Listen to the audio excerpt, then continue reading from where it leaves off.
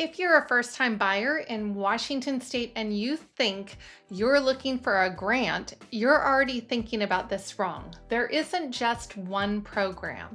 There are at least 6, and they stack on top of each other, and the biggest one can hand you up to about $150,000. Zero interest that almost nobody watching this really knows it exists. Here's the reframe in one sentence. In Washington State, you don't just pick a program, you build a stack. A first mortgage with a better rate, and then a second mortgage that covers your down payment. And depending on your background and your income, a state program that can cover more than that. So stack those right, and a lot of "I can't afford right now" turns into "I can close in 90 days." That's what I'm walking you through. Real numbers, real income limits, and the one timing mistake that disqualifies people before they're even applying.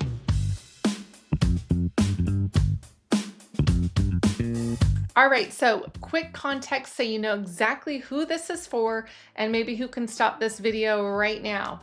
All right, so if you're buying your first home anywhere here in Washington, and when I use the word first time, it is definitely a looser definition than you think.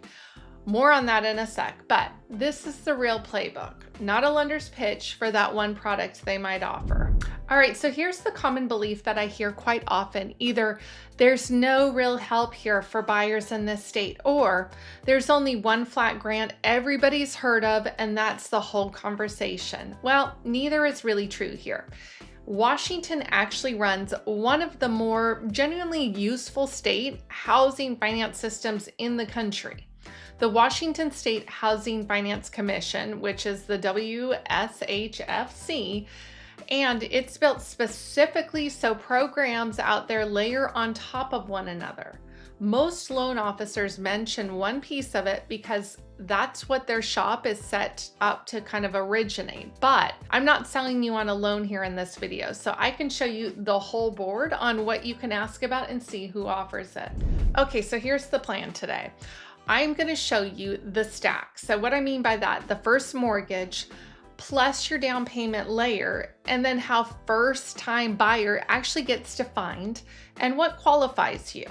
The single biggest dollar program that most people have never heard of, how this changes by city and county here in Western Washington, and the actual sequencing that determines whether any of this is going to actually work for you. So stay through my last point here on the video. It's very important to make sure you get all of these options. It's the difference between getting funded and finding out 3 weeks into your house hunting that you should have probably applied first.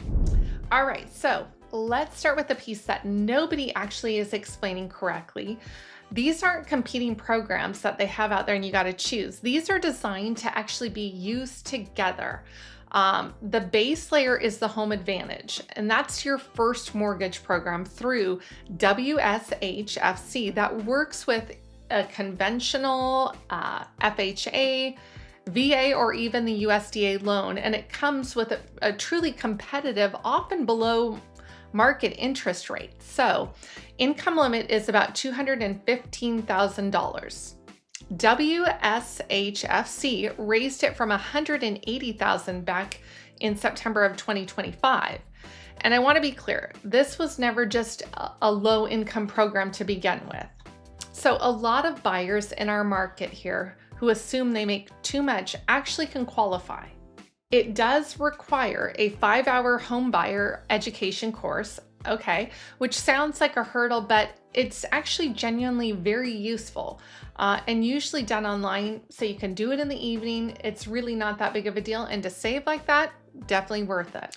All right, so here's the best part that people miss. Now, Home Advantage isn't just a rate. Let's be clear, it comes paired with its own down payment assistance option. So you're getting up to 4% of your loan amount, maybe 5% if you're doing conventional or FHA, structured as that second loan at 0 to 4% interest with payments deferred until you actually either sell, refinance, or maybe you're paying off your home here. So That's layer 1 and 2 stacked from the same program family here. So if your income maybe is a bit lower, there's a second version that you can look at. Now that is our Home Advantage DPA, needs-based. Now up to $10,000, 1% interest, and these are for households under roughly $115,000 outside of not Kitsap, but King and Snohomish. Or it's about $147,000 if you're inside of those areas. So if your income is lower, there's still it's called an opportunity DPA, and it adds up to about $15,000 at 1% interest for households under roughly about $88,000 to $110,000. Now, depending on counties, of course. If you're a veteran or maybe you're a surviving spouse here, you get your own version of all of this. So you get up to $10,000 at 3% through the Veterans DPA. And if you or maybe a family member has a disability, Home Choice is going to offer up to, I think it's $15,000 at a 1% under those same income bands. All right, so almost every first-time buyer I talk to has heard of exactly one of these programs, and usually whichever one their lenders shop happens to be pushing for whatever reason, and assumes that's the whole conversation. So after this, I hope you realize it is not. These are modular. Your first mortgage rate is one decision that you're going to make, and your down payment source is a completely separate decision that's layered on top of it. So once you see this in this way, the rest of this video is just about which layers you actually qualify for. All right, so now before you get excited about any of this, let's clear up the one word that is tripping up most people more than the money aspect is going to, and that is our word first time. So under these programs, first time home buyer almost never truly means it's actually literally the first time that you're buying a home. Here's what the actual standard across WSHFC and most of the paired local programs is, that you haven't owned and occupied a home as your primary resident in the past 3 years. So if you sold a house maybe 5 years ago, and have been renting since then, let's say you took a step back and decided to rent, or that was better for you, you qualify for as a first-time buyer again. So let's say you inherited a property but never lived inside of it, you may still qualify for this. And this trips people up constantly when I tell them that. If I've had clients talk themselves out of applying because they assumed the label didn't fit them, well, you might have missed out. On top of the buyer definition, there are also 2 ceilings you have to clear. So income and purchase price, those are the big ones. So income limits vary by program, from roughly $88,000 on the tightest end to about $215,000 for that Home Advantage itself. And those numbers move by household size and by county. So with King and Snohomish running higher than the rest of the state usually. Your purchase price caps also apply and vary by location, of course. Generally, we're landing in maybe the, let's say, $345,000 to $750,000 range, depending on the program, of course, and the area. So the number that is actually mattering for you it's not a statewide average here.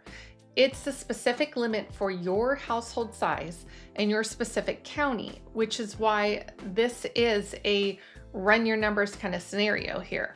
It's not a watch a video and then let's guess if I'm going to be able to apply for this or not.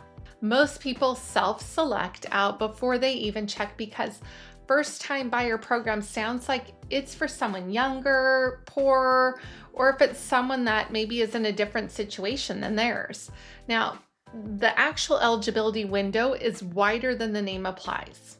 Don't rule yourself out on just the label of that. So rule yourself out on actual numbers. You need to talk to somebody, or better yet, don't rule yourself out at all until someone actually has run your numbers and looked at your situation in the home you're looking at. Okay, let's take a quick pause because I know where your head's at right now. You're doing some math on whether you clear these income and price limits at all, and that's not something a video is actually going to answer for your specific household. It depends, again, really important you write this down. It depends on the county, your household size, and which programs are going to stack up for your situation. That's exactly the kind of number crunching I walk buyers through directly. So I have a Washington relocation guide, and it's an investment guide. It's in my bio link. Feel free to grab it. It's free, no obligation, but you can get some information from that as well. It covers how to think through maybe affordability before you start touring these homes and taking the time to look at them. And it tells you exactly how to reach me. We can have a conversation on this and which of these programs you personally can clear. So feel free to grab it. It's there. You can also DM me. I'll send it to you. All right, so let's get back to it. Okay, so here is the program that I mentioned in the first 15 seconds, and it's almost nobody watching this has heard of. So in 2023, the Washington legislature created the Covenant Homeownership Program. This is a state-funded down payment and closing cost assistant loan up to $150,000 at 0% interest, structured as more of a second mortgage behind that primary loan, and it's repaid when you either sell or you refinance your home. It exists specifically to address Washington's documented history of racially restrictive housing covenants.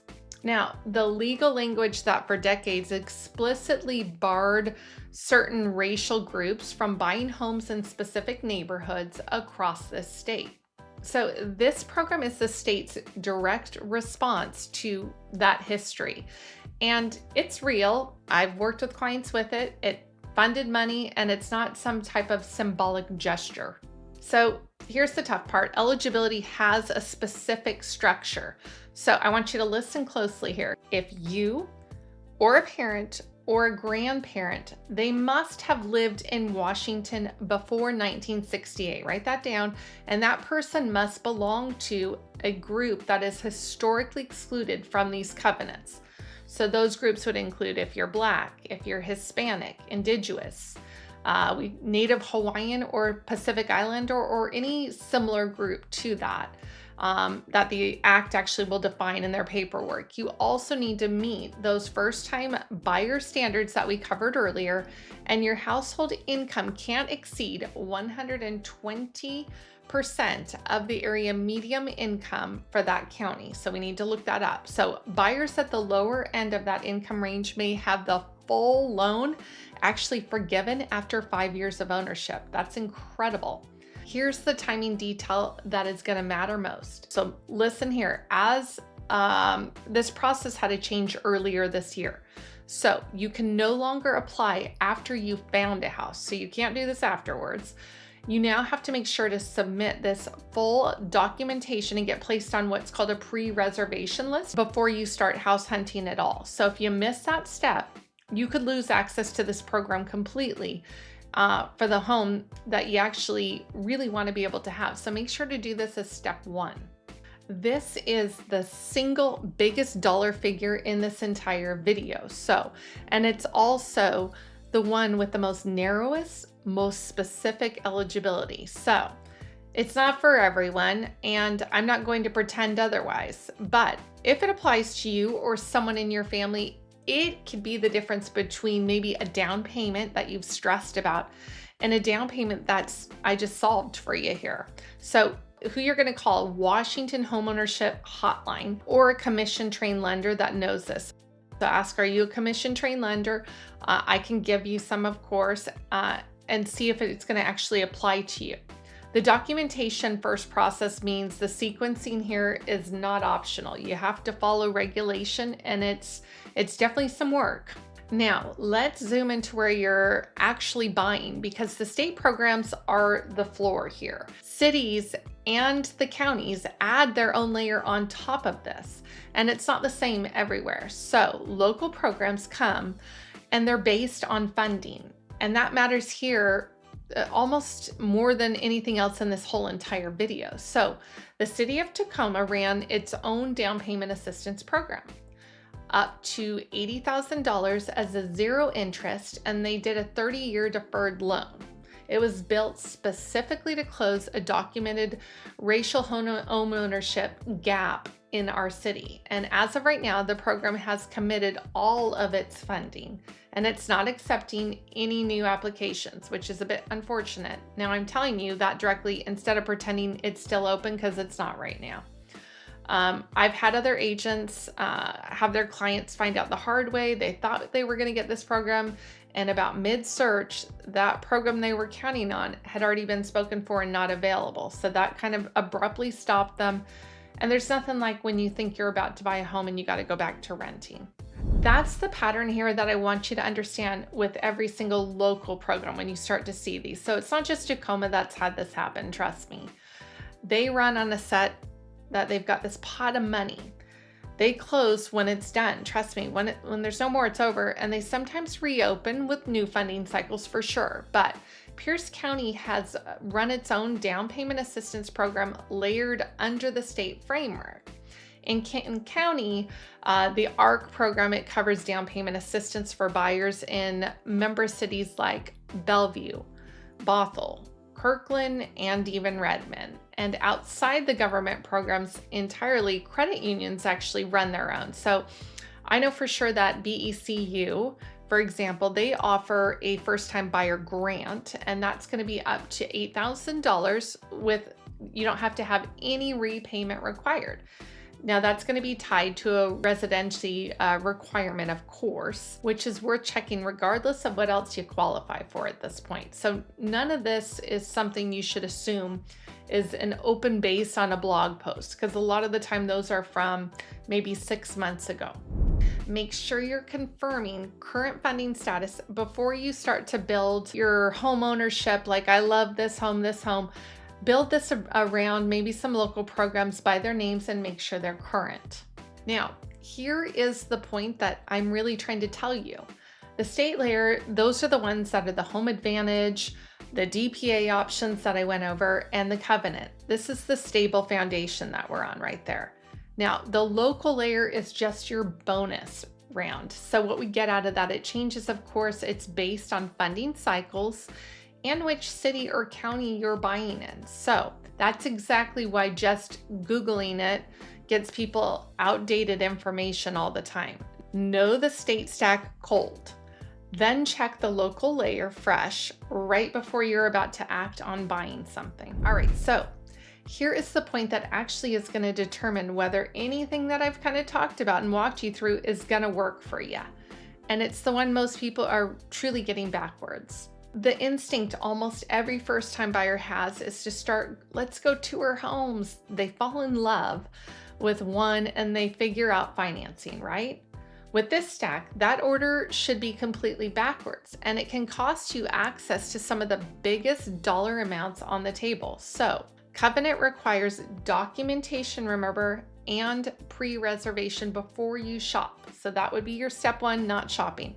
Now, your local programs run out of funding on their own timeline, so with zero warning to you. So again, if you're not ready on those ones, hey, you might be out of luck. And even the state DPA programs require a commission-trained lender who actually knows how to originate a stacked loan. Not every lender can do this at every shop, and the wrong lender can actually slow you down enough to actually miss that funding window while it was there. So here's the actual sequence, just so you can write it down. I want to make sure that I was pretty clear on this. First, find a lender who specifically originates, and you'll write this down, WSH, FC, and Covenant loans. They need to know how to do this, not just somebody willing to look into it. You want someone who does it regularly. Second, I want you to make sure to get your income and household size run up against current limits for your specific county that you're looking in, because those numbers are going to shift. And third, if there's any chance that that Covenant program applies to you or your family history, let's go back and you're going to start that documentation process immediately in parallel with all of these other items that I just gave you, because it's the slowest, honestly, moving piece and the one with the highest payout. So you want to make sure to get that going. And then fourth, I want you to go ahead and check current local funding status. Make sure to see what the status is by city and the county programs, okay? Right before you start touring. Make sure it's not months before, right before we tour. And only then do you start looking at homes. Make sure that's right when you're ready to go, because now you know your actual numbers. You're not guessing to see if a program might work for you. Okay, so here is the whole point of this video, zoomed all the way out. So I'm going to take you out of this. This was never about whether help exists in Washington. Obviously, it clearly does by what I'm telling you here, and it's more than most people actually assume. It's about whether you have access to the right order. Do this backwards, and you're a buyer. You're hoping that a program still has funding. So do it in this order, and you're going to be a buyer who already knows exactly what you can put down before you ever walk into a showing. So, first-time buyer programs in Washington, the real version. You now know it's not just one grant, it's a stack that we're looking for, and it's a first mortgage with a better rate, a down payment, second mortgage layered on top, and depending on your background and income, of maybe a program that can hand you up to $150,000 at zero interest. So, you know, first-time buyer is a broader label that suggests that you've never had a home before, but now you know. You know the local layer changes by city and county and runs on funding cycles, so make sure you remember that, and they're not guaranteed. And you know the sequence here. Lender first, numbers run, documentation started. Funding then gets confirmed, and then house hunting starts. This is exactly what's going to make this work for you instead of costing you tears over this home that you thought you were really going to own, and you have to back out and let somebody else move forward. So if you came into this thinking there was maybe one program that I was going to share with you, or maybe none at all, you're leaving now knowing exactly what, when I refer to stacks, means, and what order to do it in. Those are really the important things that I see a lot of first-time buyers just, they go back to renting because they get a bit depressed because it didn't work out. If you're a first-time buyer here anywhere in Western Washington, don't start by touring homes. Please, I don't want your heart broken. Start by finding out what you can actually qualify for, because the biggest dollar amounts in this video require you actually to apply before you shop, and they're time consuming. So make sure to start there. My Western Washington relocation guide, my investment guide will walk you through that. It's in the links below. It'll give you the step-by-step if you weren't writing any of this down. Okay, if you're one of those that needs to talk it out and you want to know the real answer on these programs, if that stack is specific to your household, my contact information is on the screen. It's also in the description. You can call me or text me anytime. I'm always available to help people out, or you can just book directly on my site. I'll run you the breakdown for what county you're looking at, what you might qualify, and so that way we can get actual numbers going. All right, if you enjoyed my video today and it was useful and helpful, please hit that like button, subscribe. I will have more straight talk breakdowns on Western Washington real estate. I go over Pierce County, Kitsap County, King County, and everywhere in between. I'm Leanne Hall with Paramount Real Estate Group. Thanks for hanging with me today.